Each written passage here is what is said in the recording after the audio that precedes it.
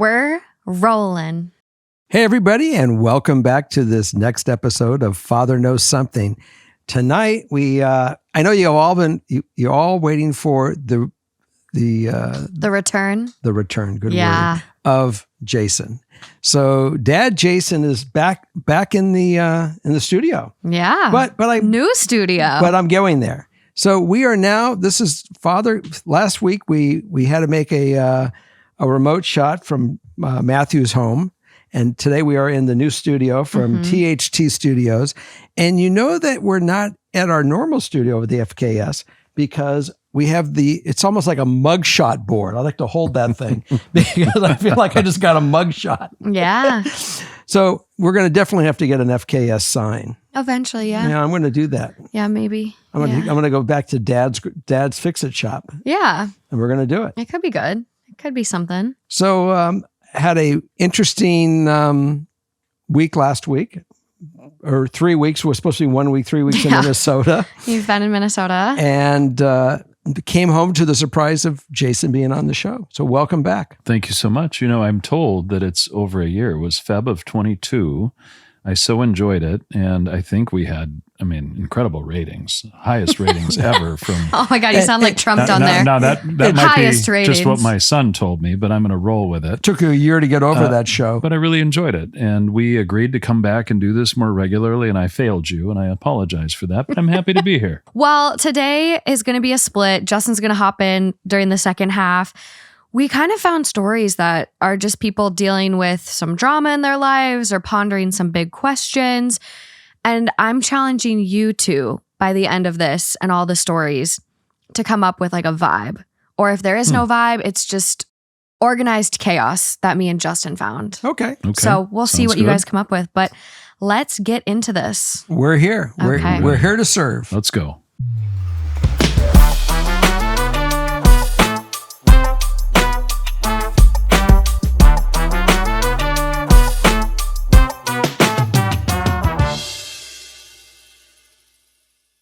Okay, up first. Hi, everyone. I, 25 female, have been dating my boyfriend, 26 male, for almost 2 years now.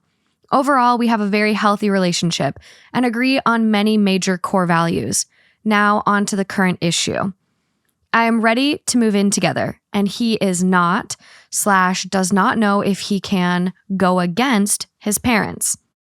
In February of 2023, he began his career position, meaning he was getting secure paychecks, and I supported him in the process of getting there. A few weeks after, I brought up us moving in together, as in let's look at our timelines and figure out what we need to do before we start looking for an apartment or a house. At first, he said he needed time to think about it, as he was not thinking we would move in together so soon. We both currently live with our parents, and I am ready to move forward. When we revisited the conversation a few weeks later, he asked me to give him a month to talk to his parents about it. Essentially, his parents are very traditional and do not believe you should live together before marriage, whereas I have been upfront about my opposing views from the start, and I will not marry someone I do not live with. We live in a very progressive area, so it is not the norm to get married first. I'm looking for advice on how to gauge when is the right time to live together. Am I pushing him into something he isn't ready for and he will resent me? I just feel really hurt he wasn't looking at our future the same way I was. Well, you're my guest, and I would like you to go first. I will start, Jerry. Of course, all of these situations are so unique and individualized. I am one for if you're part of a family and there's well-honed family tradition, that's something to be respected, but it is 2023. And that feels a little outdated. It's sort of like the whole, my gosh, if I'm going to propose to somebody, do I today still need to go and ask for the father of the fiancés or the to-be fiancés? Do I need to ask for permission? I just feel it's a little outdated. Here too, I think you really don't understand and know another person until you live with them. Until the toothbrushes are standing there in the holder and you see their mannerisms and the laundry's all over, and then you realize, don't want to do this for the next decade or 2 or 3. So I would say I agree with her. I think it's time, and if he's not ready to do that, so be it. Then it's time to move on. But if she's feeling that way, I actually agree with her. I have a similar parallel feeling as well. And when the fella is trying to use excuses not to go deeper into the commitment, then maybe he's just not grown up enough to go accept that, or he just hasn't made that feeling that you're really the one yet and that you're his person. So you kind of have to weigh it all out and go with your gut feeling as well of what you're prepared to do. If you're not getting the vibe that he's on track to be with you and your person, then maybe you just need to move on. And I get the part about his parents that he doesn't want to have a lot of hostility, but I don't know if that's an excuse or that's real. Well, and to remind you guys of their ages again, she's 25. He's 26. He's 26. Right there. And they've been together for 2 years, which is, that's a decent amount of time. So I kind of find it concerning that a 26-year-old feels this pressure to still kind of go with what mom and dad would want versus what he might actually want. So that's kind of something in my head to keep in mind, where it's like, is he going to be like that if you guys have kids and he needs to do stuff the same way his mom and dad did? And, it's kind of a bigger conversation to have. When are you an independent man rather than and I hate to sound this way, a boy that can't make the decision of what direction he's going to go on with the woman in his life? So I don't know. I'm getting a feeling that it's really not so much that, it's really the fact his preparation, that he's really man enough to go forward in life and make this decision and this commitment. When you live with somebody, really, you really find out if you're with your friend, if you guys are getting along to do some more of the same things. And, it's like with Taylor, when I say, go date someone that you want to have fun with. Go do the things you like to do, right, and see if they really like to do these things. He had to go on a first date. I said, go to the ice rink, open it up, and go play hockey with her. Go shoot pucks. See how she likes it. Or go shoot hoops and see if she likes going to games. Really see if you guys are, have this feeling that where you're really with your best friend, because that person has to be your best friend. That doesn't mean that you don't want to have time to yourself and you need to have some times to develop other friendships. And you have to sit in each other's lap your whole relationship. But there's certainly a thing that when you come home, you see their car, you want your heart to go pitter pat, that you see their car in the parking space, that you get to be back with your best friend and the woman or the person. And the reality is you've got work that takes a significant portion of your time. Mm-hmm. Another big portion of your time is with that person. Yeah. Mm-hmm. And if the chemistry is not right, et cetera, I don't know how else you figure that out. I mean, something else to get married and then move in and then realize, oops, we're not compatible. I think, one of the strongest innate feelings we have is intuition.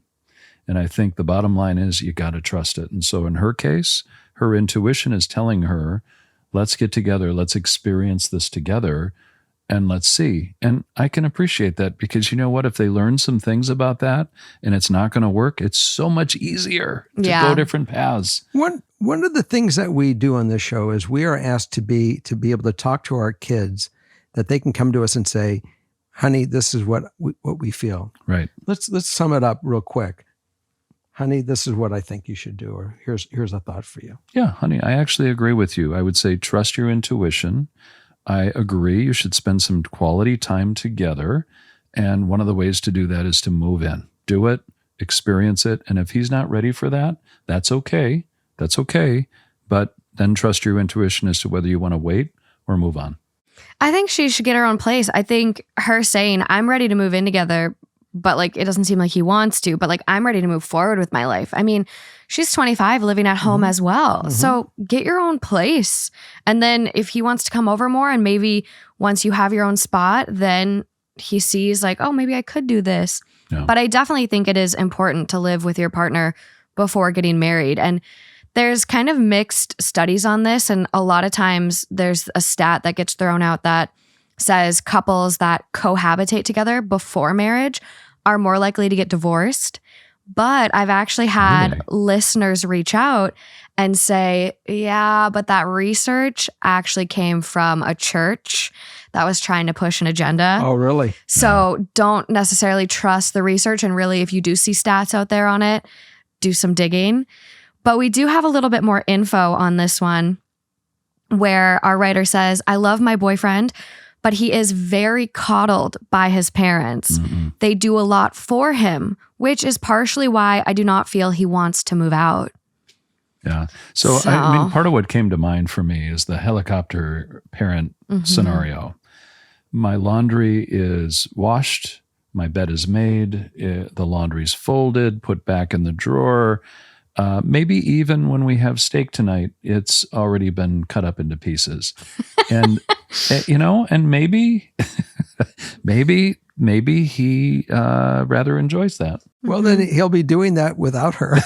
Yeah. He'll be in the basement forever. Yeah, Morgan, they might get to that point. And Morgan, your thought that if you're ready to move out, you can move out on your own and see what you think and go on with your life. That's a great step. Yeah. If you can afford it. Otherwise, like maybe live with one of your girlfriends. You're in your 20s. Like you're at such a fun point in your life that yes, if he's not the one, it's okay. And either way you move out and you got your space, your freedom, you're adulting, you're doing your thing. And you might find out you don't need him to move out. You've moved out on your own and he's not your magical man. No.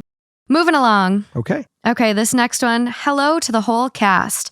I listen to you guys every week and often play them as I work from home. My partner has listened to you guys as well and thought it would be a good idea to get your guys' input. My husband, 26, and I, 23, have been together for 8 years and have been married for almost 1. We are very happy, but the only issue is my mother-in-law. When we were dating, she would often make my partner cancel plans on me because she had different ones and had to have him there. During this time, he would often hide presents from his mom that he would get for me because she would get jealous. This was ongoing until I gave him an ultimatum and told him I would end the relationship if he kept canceling our plans the day before and didn't make time for us just because his mother said so. Things got a lot better until my partner and I decided to take the next step. When we announced that we were engaged, his mother didn't say a single word and her smile actually disappeared and didn't say anything until I was leaving when she congratulated us. Then, when we decided to move in together while we were engaged, she broke down crying and ran and started screaming at my partner, saying that she never thought he would do this to her and she didn't understand because they were, quote, always united. My partner was actually very confused by this as well, as he has never felt that he had a communication or trusting relationship with his mother. Now to the present. I do not often go over to his mom's house because I feel very unwelcome. My brother-in-law has told me that she says things such as that I have changed her son and that my husband only wants to be with his new family now. My husband has also told me that she says that she is not comfortable when I am there and stays locked up in her room. My relationship has always been super confusing because she has told my mom that I am like the daughter that she's never had, but then turns around and completely acts different. I do admit my husband and I do spend more time with my family, but that is just because we both enjoy our time when we are around them. I always tell my husband that he can go out on his own to his mom's house, but he chooses not to very often. When my husband does not go over on the weekends, he lies to his mom that he got scheduled to work, so he won't hurt her feelings. The lying has been going on for months, and I'm telling him it's not healthy. I know that if she were to find out that he's lying, she would only blame me as the reason why he is not going over there. What do I do? Well, I mean, it all seems normal to me so far. I'm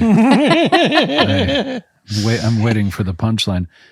I mean, it's an obvious case of either trouble of letting go of my child and the reality of them moving on and growing up and having a different life. And I used to maybe be able to control all the elements and the schedule and what we do or don't do. And that's slipping away. And I feel like there's a visceral reaction to what's taking place here. But it's time not to lie about working, etc. It's time to draw some lines and say, look, I love you. If in fact he does, I love you. I love my family. I'm going to ask if you love me in return, that you respect that I too now need to build my life and move forward. Mm-hmm. This is all on the mom. I mean, this whole dysfunction is something that she's carrying and he's trying to deal with it. My answer is they need some counseling. They need to go step in where somebody that she will not blow up at. If he goes to her and says it wrong, there's going to be more. I don't know if the mother has the ability.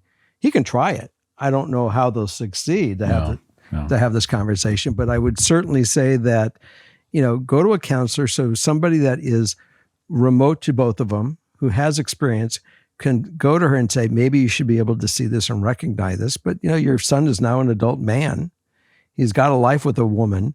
You're supposed to kind of be involved by watching and enjoying what they're doing, but let them do their life. I mean, I'm sure when you got married, I don't know if your mother-in-law was controlling what was going on in your life and you're duplicating this, but if not, realize that you created your life with your husband.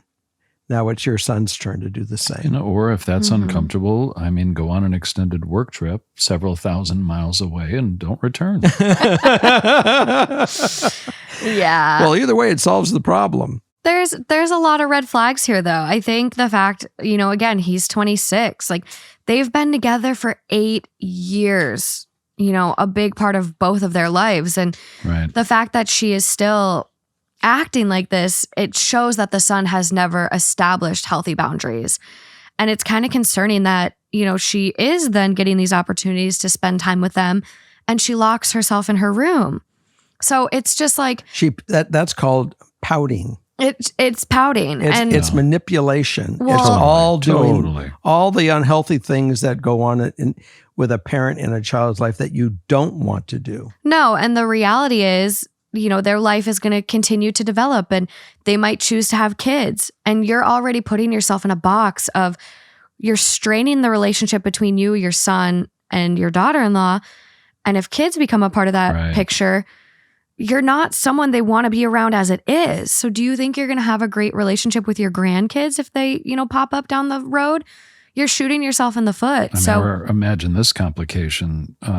Grandma is actually an awesome grandma and loads the kids up with toys and trips and this and that. And we always want to go to grandma's, and then grandma ends up using that as a pawn situation. Yeah. It could get worse. I obviously, like all of these stories, we're on the outside looking in. We'll never know the fine details, and we're hearing one side of it. It'd be great to hear both in all cases, but with the benefit of what we have, Jerry, I agree with you. I think it stems from one place, and if that conversation can't be had, I don't know what the other angle is, but it's time for mom, I think, to grow up a bit and to demonstrate she truly loves her son and the decisions he's going to make. I have had very close friends. One comes to mind is like a woman that's almost like a sister to me. You know who she is. And she married a guy that had this relationship. And unfortunately, it was 10 years later, she said, I cannot be married to this woman because forget my husband. This woman is every aspect of our life and what we do. And she goes, I'm just not into this anymore. Yeah, and she married a guy who had not cut the umbilical cord from his mom still. And so it wasn't just their relationship, it was the relationship between her husband, and his mom. And so that's hard. You want a partner. You don't want a partner plus his mom in the sidecar. That's right. So I really suggest get some assistance. If you can't do it, if you can't break it, get him to break it off and handle this, then you're going to have to give him the ultimatum that you're going to have to get your mom and you some family counseling. I think family counseling would be great. I think anytime there's an ideal, not ideal relationships, it helps. Better communication, better boundary setting. Ideal outcome for this one, I would love for everyone to have a healthy relationship with boundaries. I do not want to go no contact with my mother-in-law, as I know my husband loves his mom so much, and I wouldn't want him to stop talking to his mom. Although I do not want the issue with my mother-in-law to get in the middle of our marriage, which the only way she's going to get in the middle is if your husband lets her. And I'm sorry, him lying, It's time for him to grow up. Like, I was you just need gonna- to be able to tell your mom, hey, mom, I'm busy this weekend. You We're said just not some- popping by. You said something very important. It's one word, growth. Mhm. All we're asking for is growth. If you go for counseling and she's able to grow, your guys are able to grow in a positive way, you will succeed. Growth. Yeah. It's, we're human. That path of least resistance, that's the tough one because that's the easier path to take, obviously. And so clearly, he probably loves his mother, et cetera, but there's complication there to the extent that he feels the need to lie because the alternative is a difficult conversation that he doesn't want to have. He's lying because he loves his mother. Yeah. He's trying not to hurt her. That's right. But And the line is going to hurt more when it's she worse. finds out. That's right. And I Yeah. actually appreciate his partner's perspective here. He doesn't want to cut out the mother-in-law. She understands that her son loves his mother. I rather appreciate her open and objective point of view, and I agree. I think that's right. They probably need a third party. I think it would help. Other info, they're having a wedding celebration soon, and she is paying for part of the entertainment. I do appreciate this, but it makes me feel as if she's trying to buy my husband. His mom has always told them that they owe her for raising them and that they should never disrespect or upset her because she is their mother. My mother-in-law is still married, but does not like going out with her husband because she says it's not the same as going out with her son. 1, don't take money from people if they make you feel uncomfortable. That's your choice. You don't have to take her money. You can still give it back. And 2, the fact that she would prefer going out with her son on dates versus her husband, I think it just goes to show like there's some very unhealthy boundaries there. And there might have been a little, my favorite word, enmeshment, where she raised her son as a partner and doesn't, rely on her partner the way she really should.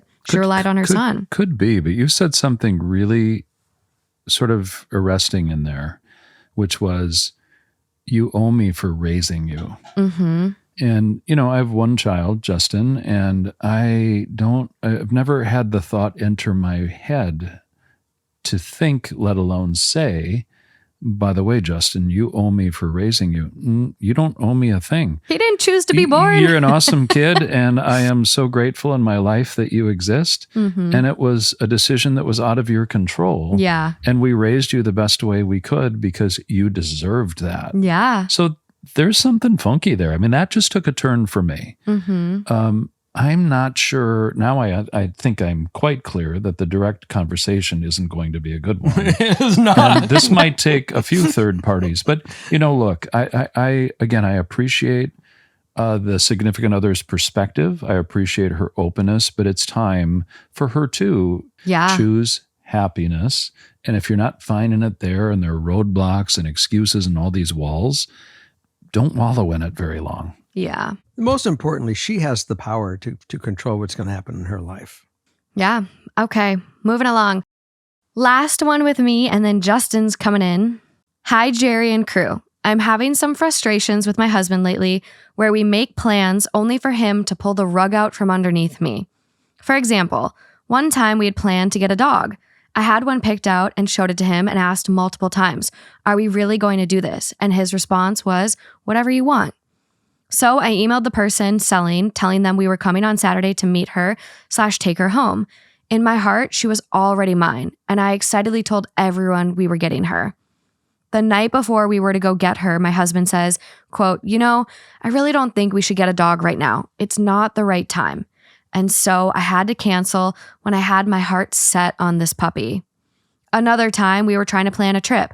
We discussed dates and plans. I did so much research to find flights, a place to stay. I had bought items in preparation. And then again, on the day I was going to book everything, I texted him telling him I was going to do it, and the same thing as before. He told me it wasn't the right time and the trip was dead in the water. This is so frustrating because I put so much time, effort, and heart into these things. I touched base with him many times throughout the process, and he's always giving no opinion other than do what I want. And then as soon as I'm about to do what I want, what he told me to do, then he suddenly has an opinion and it's to cancel everything. I have told him this frustrates me and even given him examples of when he's done it, but he insists he isn't blindsiding me and doesn't see it as a big issue because it's all canceling before anything is set in stone, and it's no monetary loss when we do. How do I get him to realize this is so hurtful to me and get him to realize he does, in fact, pull the rug out? Well, my turn. Yeah. I'll run with a verse. Have at it. Okay. This guy is obviously passive aggressive. He's afraid to tell you what he really feels to keep you happy. And all of a sudden, when you go and act, he says, nah, I don't want that. And all of a sudden, it's only his decision. It's not our decision. So you're being really great by saying, honey, let's do this together. He's going to have to, his yeses are yeses, his no's are got to be no, and you got to call him on it because this is what your life is going to be going forward. Forever. If you don't stop this behavior right now, you are screwed. So my answer is, again, the conversation. And the conversation doesn't have to be a fight. It could be a direct, easy conversation where you keep your rules, but you point blank say, look, we're going to have these discussions, and not every time you're going to get what you want, and every time I'm not going to get what I want, but we're going to make choices. And when we say we're doing it, we're living it. Yeses are yeses, no's are no's, and let's not confuse those directions because that screws us up. And that takes our consistency and our integrity awry. Yeah. Completely agree. What do they tell us about the definition of insanity? Tell me.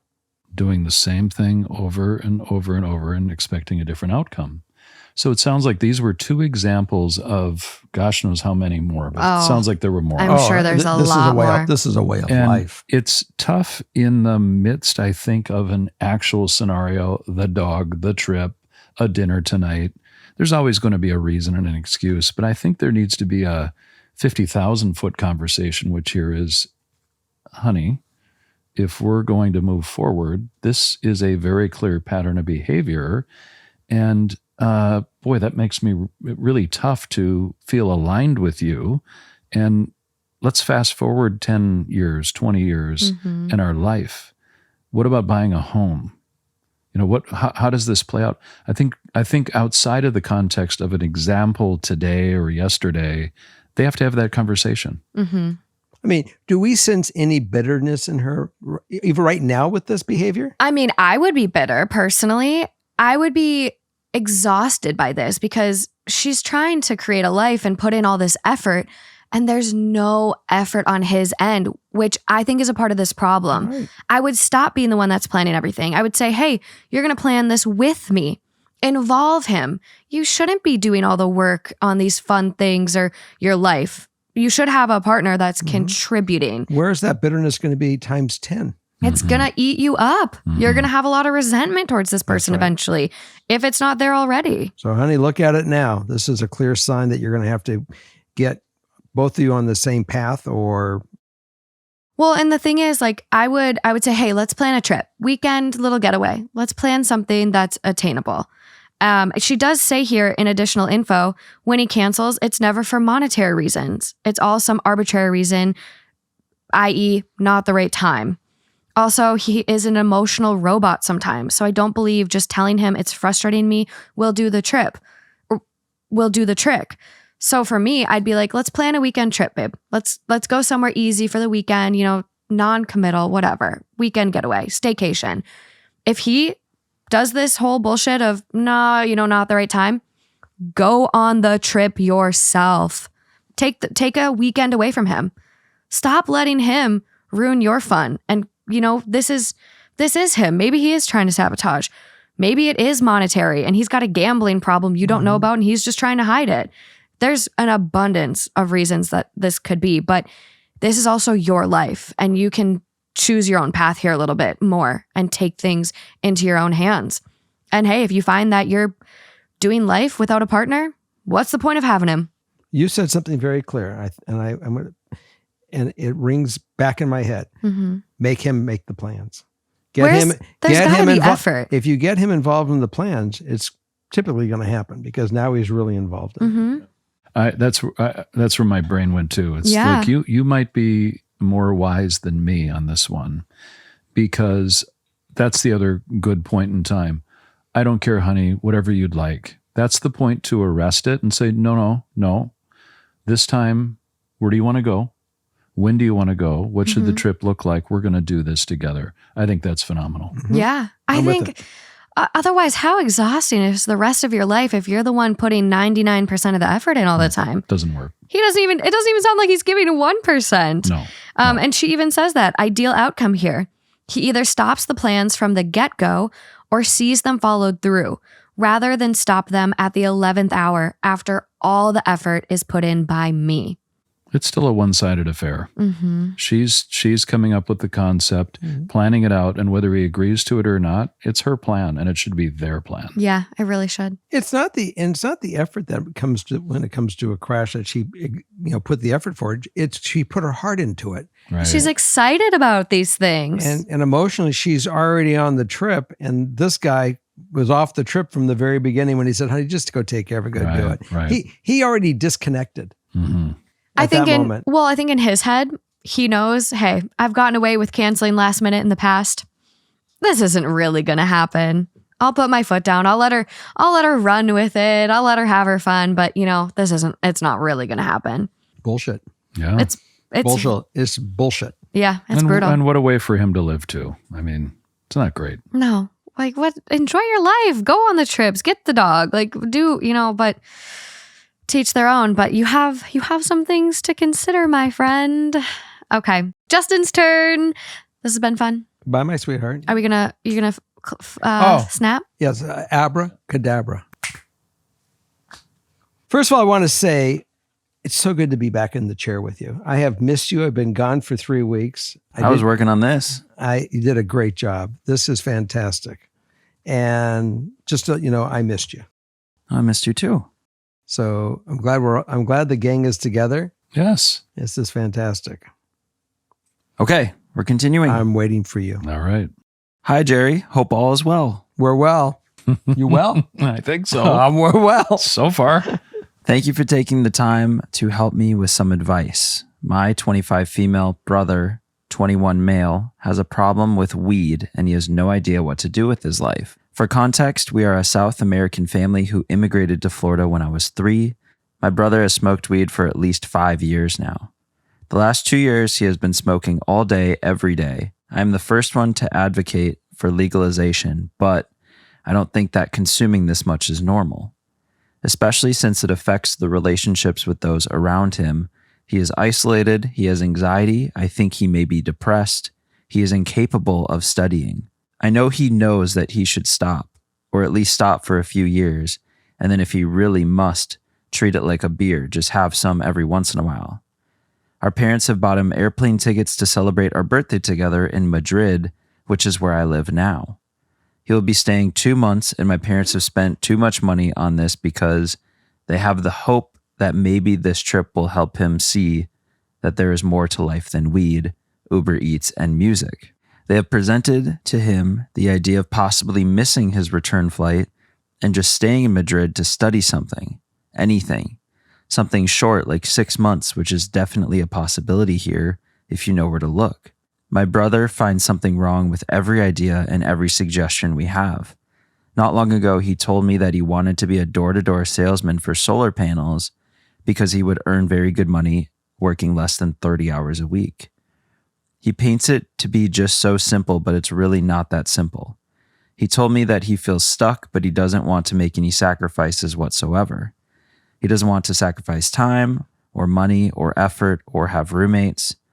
I love my brother more than anything, but I don't know how to help. Ideal outcome, I would like him to significantly reduce his weed consumption to at most once a week, and I would also like him to be able to take care of himself. You want to run with it? Why don't you make the first shot at this one? Okay. He is in the state of being anesthetized and needing to anesthetize his life. He's not living. He's existing. And the pot is giving him that existence. I was with somebody that their son was consistently high. That's the only thing he lived for. Now, it was frustrating. As much as we tried to, have a conversation, and I was not his parent. I was simply somebody that was in his mother's life. So it was without having consistency of two people seeing eye to eye to try to work through the issue, it was not going to happen. Now, I'm no longer in their life. And what happens, apparently, he went off to school. He got away from his mother. Eventually, in some cases, the person grows and finds somebody else in their life that says, hey, I want you in my life, but this isn't going to work for me. And they find so much attraction in the person that they're willing to live now and more than exist, live and experience life with that person. But there's a problem. Mm-hmm. And until you get that problem unmasked, if it's via him getting help and even wanting help, some people feel that they don't want help. It's weakness. And they don't want to open up to that person or allow somebody in who can possibly show them some other thoughts and maybe help them get rid of that frustration or that whatever's going on in their life to allow them to blossom. Yeah. And I don't know if I know all the answers for this person, because it's a tough one, because you got to have that person participate to do it and want it and see it rather than just camouflage it and simply anesthetize themselves. The crux being that obviously it's gotten so complex. This is a numbing mechanism. So it could be weed, it could be alcohol, it could be something else, but something is so overwhelming with a lack of trusted relationships with anybody in the immediate circle to say, I need help. I need you to help me think through this. I mean, I agree. I mean, it's got to be I think that's the definition of paralysis right there. Where do you turn? Where do you go? And if he's in that situation, now what's interesting is the care of the sister in this scenario. I don't know what their relationship is like. And I guess I didn't pick up to the fullest extent in the letter to what degree she's tried to maybe crack that exterior to say, hey, it's me, I'm here, I love you, I want to help you. If she's tried it, obviously that's not working. But, what I would say to your response is I agree. And I'm still a little perplexed then on if not the sister, what and how does someone or something get introduced to open to his mind to that next chapter? I have a thought. And I really think that if you are able to find, look, going off to Madrid is one thing. He'll get pot in Madrid. Exactly. I don't think that, pot doesn't exist in every part of this world and other things. And the fear of what people are mixing in pot between fentanyl and now the zombie drug. There's all kinds of stuff going into this stuff that we should all be, wondering about. But if we find something that he can jump into to relate, and I always thought that when I was living this with this person in my life, I wanted him to get to, and maybe it was just because I had nowhere else to go with him, get a job. Go out and experience things that are positive, that if you get positive, something that you really can connect with, you'll find that passion into it. And that's really where it begins. When I was having issues, Matthew was young and he was growing up. He somehow with Amy, he met Amy in high school. He got into the club at school. Morgan, help me. What was it called? DECA. He got into DECA. Sure. And DECA brought a whole new excitement to Matthew, exercising his mind with marketing. He's got a passion for marketing. He never gave it up. He has it today. And knows what to do with it. And it helped develop him. So my answer is that if he comes in, maybe it might be something with art. If he goes to Madrid and he finds an artist of a different kind of something that will help him develop a new passion. Right. The passion of getting high will go away because he won't want to miss the experience and he won't want to be anesthetized through it. But there's going to be something that's going to have to force him to go throw them into the soup to do it. You throw somebody on an island, they have to learn to survive, and you give them a spear. Trust me, they're not going to starve. They're not going to get high every day because there is no pot unless you want to go, smoke a palm leaf. But basically, he's going to be spearing fish to survive. And that some of these, there's even survival things out there for the parents and their kids into these survival courses where they learn how to work as a team to survive. And there's nothing else there. There is no substance abuse because the substance is clean before you even get there. Right. So yeah, it's interesting. I've had friends on both sides of this where I think a lot due to COVID too is a big influence in people kind of sheltering in place and Sure. not opening back up and getting back out there.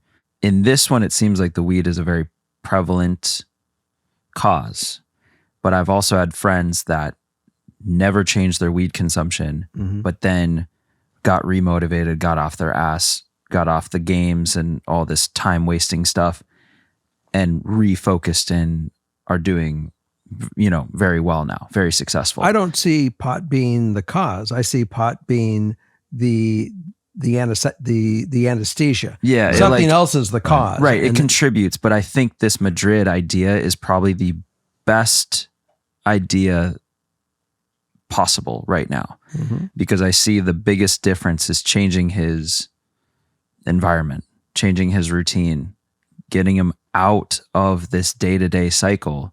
And as soon as you can start to break that, which this is a perfect way to do it, it might start, because it has to come from within. Yeah, agreed. If you can't force someone to change their life and get motivated and want to go to school, get a job, or do any of this stuff, all you can do is try and mix up their situation, which this is a great way to do it. I agree. Yeah, I agree too. And I agree. I'm even intrigued by the idea of letting go the return ticket. I think more permanence in a completely different scenario and environment is exactly what he needs. Well, and even his relationship with weed may continue, but I bet it would evolve in a different place. I think it's just stuck in going through the motions. And if you change that, Well, I think we all agree nothing's going to change if we keep it status quo. right, So you got to change the status quo. Yeah. Okay. onward. I'd move your mic down just a little so people can actually see your face. It's like a mask. Here's the face. We're not going to be able to get a thumbnail. The thumbnail is going to be like this. We'll do this one. Ready? Wait. Like this. We're champions. Nice. All right, last story. Hope they don't use that. Who knows what they'll do? I, 23 female, feel hurt that my boyfriend, 23 male, of 12 months doesn't buy me flowers, gifts, pay for food. Okay, before I sound awful, I want to give a disclaimer about my expectations and character. I don't expect my partner to constantly spend money on me, shower me with gifts, and pay for every meal when we go out. I just simply feel as though it would be nice if he did sometimes. One of my love languages is acts of service / gifts. For me, they overlap because it's the act of choosing the gift, no matter what it is, that makes me feel loved. He could literally pick a daisy from the front lawn and give it to me, and that would be enough. Also, I express my love this way, and I feel like he appreciates it quite a bit. Like if I'm getting something or making food, coffee, I will always make him one, but I don't expect anything in return. I often buy him little things to show him I have thought about him, and he does a lot for me, cares for me with the most pure, loving empathy, and he has bought me things, flowers, etc., but only on birthdays, Christmas, Valentine's Day, but I so appreciate those. Oh, I really don't want to sound ungrateful because I appreciate him so much. However, it would be nice to sometimes receive a small bunch of flowers every now and again, or go on a date and he pays. I don't know. I think the issue is he hasn't had a relationship longer than 6 months, and he hasn't formed a habit of this / this isn't natural for him, or maybe this isn't his love language. But I'm not sure if I should bring it up. So am I being made to understand that she pays for all the dates? Maybe. Well, I'm just It's curious. not explicitly said. I mean, if she had said blatantly, I pay for everything and that's an issue, then that's one thing. We don't know their financial situations. It's more a situation of, I would like these little gifts here and there to show the thought, to show the care. It's not a monetary thing. Here's what I feel. I do know that it's always wonderful to give and replenish the sugar pile, and to have the desire to replenish that sugar pile and keep it, above water. That's important. But it's also, you got to make sure that he understands it's not an expectation. When you get into a relationship where I expect this or I want this, all of a sudden you're putting this pressure that the person says, wow, and they back up. Now, I'm a very giving individual. Some relationships I have been in, I have doused flowers every day. In some relationships, I doused no flowers. And maybe once, twice, 3 times a year, because I realized whatever these other relationships I've had, they've affected me in the outcome of those relationships. So I have my own fucked up wires, if you want to say it that way. But that doesn't mean that you don't want to give of your heart in that relationship. Now, if he's giving of his heart and he's consistent by doing things that are sweet, that's replenishing that pile, she may have to say, this is the way he does it. If he's not reaching her love language to what she wants, it might be just the wrong person if he can't do it comfortably. But you can have the conversation with him and say, look, I understand this really is not the way you work, but I want you to know that it's something that works for me. And if you want to really make my day, whenever you want to do it, if you see it, don't be afraid to do it, because I love it. And maybe that will help him understand that it's something that she'll really appreciate. And even though he might look at it and say, this isn't that important, he'll realize that picking the daisy from as he walks down the grass knoll, that would make her day. He will actually bend over, pick up that daisy and say, baby, I really love you, and hand it to her. That might just simply say, that to me fills my sugar pile and makes me fulfilled. If he can't get that, then again, maybe it's just not the right guy. Right. You're right. It could have been a dandelion in that instance. It doesn't matter what it was. It was the fact that I thought of you. That is correct. I love your analogy of the sugar pile. And, the love language thing is interesting. We had an executive at work one time buy the love language book for a bunch of the leaders. And the complexity here is that the type of sugar pile I'm looking for versus you or Justin or Morgan or anybody else, it depends on the love language. We could be getting coffee every day. And if that's not aligning with the love language, it doesn't matter a hill of beans. Nice gesture, awesome. But I feel like what's being struggled with here is we're good on birthday, we're good on anniversary, we're good on Christmas, but that's the quote unquote obligatory times. Of course, you're getting me a gift then. But I want that thought. I want that daisy or dandelion, whatever it is, on the off day, just because I know you're thinking of me, but it still has to align with her love language. And I'm not sure they've had that conversation. It's important. And the worst thing in the world is to be emotionally bankrupt or sugar pile bankrupt. When they start, they're dishing it out and they're dishing it out and you're not dishing it back. Let me tell you, they can only produce so much sugar to keep that relationship going.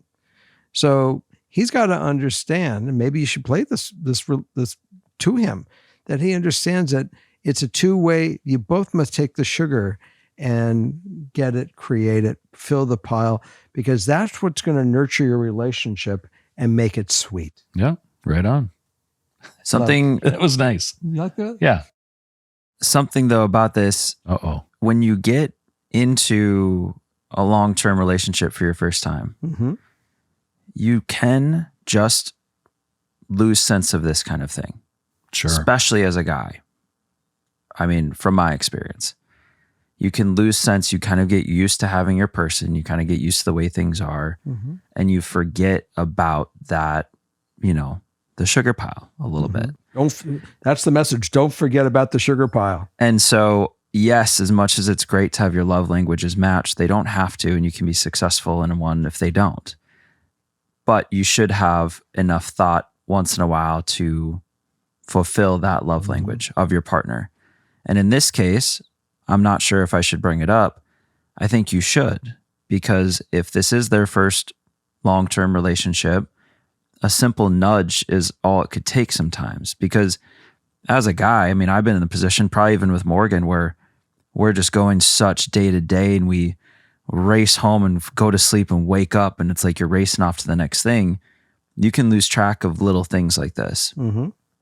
And so a small nudge from her saying, it'd be great if you grab me flowers sometime soon, or just something so simple that's not offensive. Like, oh, I expect you to do this, or I'm going to leave you, or I've been feeling really unloved. It doesn't have to be these big things, but it's like, it would be nice to this. It would, and a gentle reminder, I think, is the best first step. So I think you should bring it up, but it matters how you do it. It's all in the setup. I so agree. Absolutely. I'm going to throw one more curveball into you. Imagine having that life every day of getting up, going to bed, doing, functioning, forgetting about the sugar pie. Let's do something. Let's throw a couple kids in the middle of that. You throw a couple kids in the middle of that. What happens to your relationship after 15 years, 20 years? Right. You want a relationship with this person? Never take each other for granted. Communicate. Take that extra time. Back up. See where you're at. Even if you have to go away for a couple of days, to really realize how much that person is part of your life, and you have to appreciate them. Yeah. It's not always bad to let someone go away by themselves for a little bit, because then they get to appreciate you when they come home. They say, oh my God, I really do miss that. And she is really wonderful. God, I see her smile and I see that love, and wow. Right. And then you go, and by you going, wow, you're going to have something on your face that they're going to read. Right. And they're going to say, oh my God, he missed me. People don't get to 10, 20, 30, 40. You hear about these 75th wedding anniversaries without a lot of work, a lot of investment, a lot of care, probably a lot of tough times too. That didn't just happen. They don't get there though without the constant remembrance. And sometimes I think you're right, Justin, that little nudge, as long as it's not a brutal elbow into the side, where you got to make it sweet. Now I'm going to be offended. Sweet. But if it's that, I think that's okay. Well, and if the, not this. Listen, buddy. Right. That's a different kind of sugar. But if it comes to that, that should come later after the nudge, after continually being disregarded, and you've really tried to make it apparent. Like, hey, sure. This is something I really, really, this is what I thrive on. This is what my love language is. Then over time, you could be right, and it could be the hard nudge, and it's like, all right, this isn't working. After you've had the sweet conversation, if they're not going to get it, that's when you just say, something. I think we just need to go our own way and let them. And as you walk away, they're going to really realize one of two things: it was meant to happen, or I got to do something about this. I got to fix this because. That's right. Yeah. And it might be too late to fix it. It may not be too late to fix it. But either way, you can't keep enabling the behavior. Right. And that's why I keep going back to the love language thing, because if they are innately different, my definition is different than this person, etc.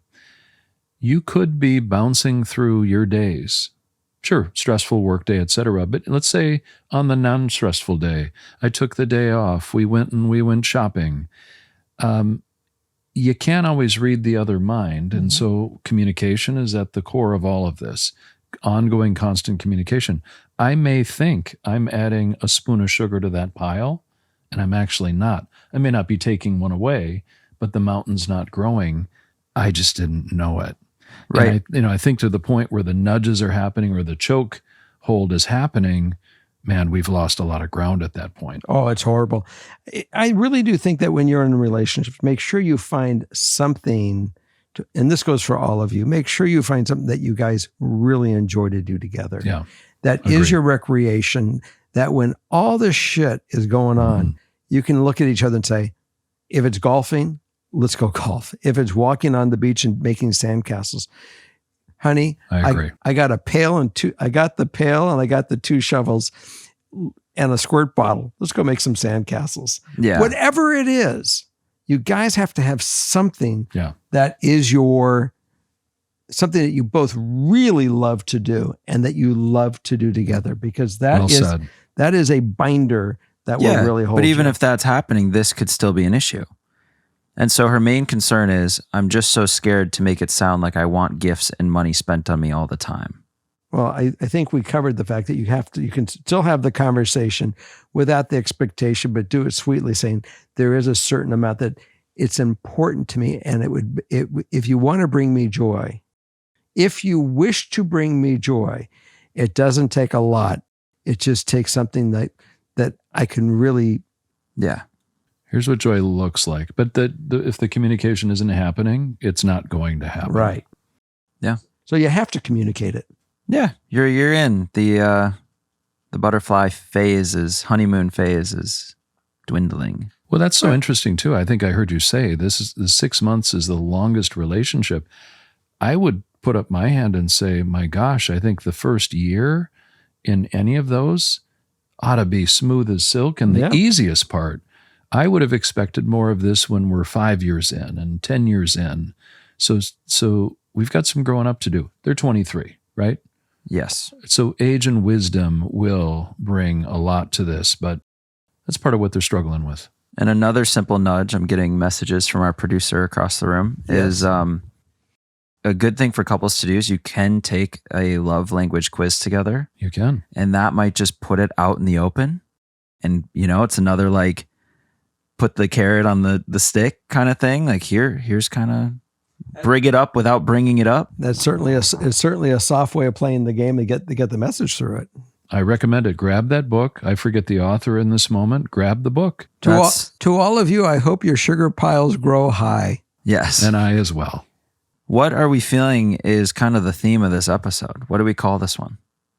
You got me. I think for me, if I were to figure out what thread was running through this tapestry, it's the lack of alignment. There's a lack of alignment on certain beliefs about how life should go, maybe how I was raised or what my fundamental beliefs are or what my love languages are as compared with my companion. Yeah. I got one too. We're going to call this the momsy.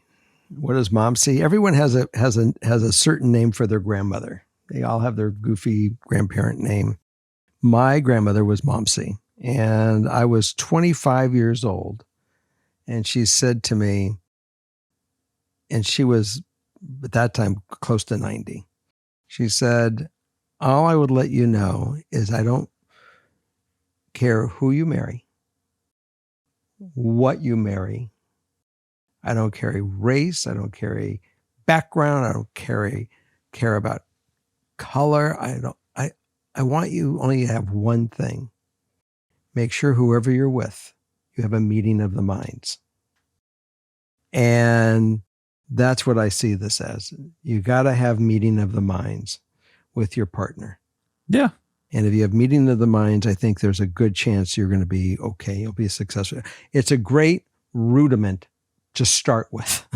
Yeah. There's a lot more to go, but at least have meeting of the minds, and that comes with all of it. I think that's great. The other thing too, and I think we've hit on this on the previous show, the stages of life are interesting. Mm-hmm. We've talked about 23-year-olds, 27, 26, and the fact of the matter is the only thing you and I have on them is yours. Is age and wisdom. That's it. And you change and you grow based upon your experiences. Mm-hmm. So the dreams that are in place at 23 compared to 28 to 35 totally to 45, let alone, like you say, the introduction of kids, life stages change and we grow. And therefore we have to keep communicating because our definitions of what it needs to look like for happiness will change. And don't let other people stunt our growth.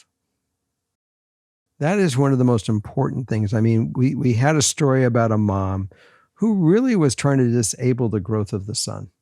Right. Don't let anyone stifle your growth. You got to grow or you will not get there. You both have to grow, and you have to grow together. Okay. Important. So there we have it. That's our story. I really want to thank you for coming on. And thanks for having me again. So we love you all. Thanks for chiming in this week. We'll see you again next week. We're going to make sure we do it. I know you have a lot of traveling coming up in your future. I'm going to be leaving also the country in a couple of weeks, so we got to make sure we prepare for that. I'll be gone for a week, and so see you next week. Be here, be square.